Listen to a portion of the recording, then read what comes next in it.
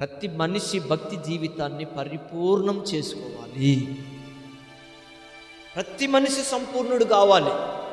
మనం 30 దంతల్లో ఆగిపోవడం దేవునికి ఇష్టం లేదు. నువ్వు 60 దంతల్లో ఆగిపోవడం ఇష్టం లేదు. నువ్వు 100 అంతలలోనికి రావాలి, పరిపూర్ణుడిగా మారాలి. మనం ఇక్కడ ప్రాణము ఆత్మ విడిచిపెడితే మన ఆత్మ సరాసరి నీతిమంతుడి దగ్గరికి వెళ్ళడానికి ఏ ఆటంకము మన ఆత్మకు కలగకూడదు. అలా చూసుకోవాలి. అది భక్తి జీవితం. అంతేగాని అనేకమైన శోధనల మధ్య, సమస్యల మధ్య ఏమి ఉపయోగం లేనటువంటి భక్తి, అలాంటి జీవితాన్ని మనం జీవించినంత మాత్రాన అది మనకేం ఉపయోగము కాదు. కాబట్టి నేను ఆ మాటలు మరి జ్ఞాపకం చేసుకోండి. ప్రభు వాళ్ళ దగ్గరికి వచ్చినప్పుడు అన్నాడు, మీరు దాటి వెళ్ళొద్దు. అయ్యలారా, మీరు దాటి వెళ్ళొద్దు, మీ దాసుని గుడారము దాటి వెళ్ళొద్దు. చూసారా, ఆయన వాళ్ళు ఇంకంత దూరం ఉండగానే ఈయన ఏం చేస్తున్నాడు?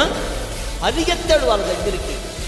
ఆనందం అరిగెత్తాడు వాళ్ళ దగ్గరికి వెళ్ళి వాళ్ళని పరామర్శించుకొని, రండి మీ దాసుని గుడారము దగ్గరికి రండి రండి రండి.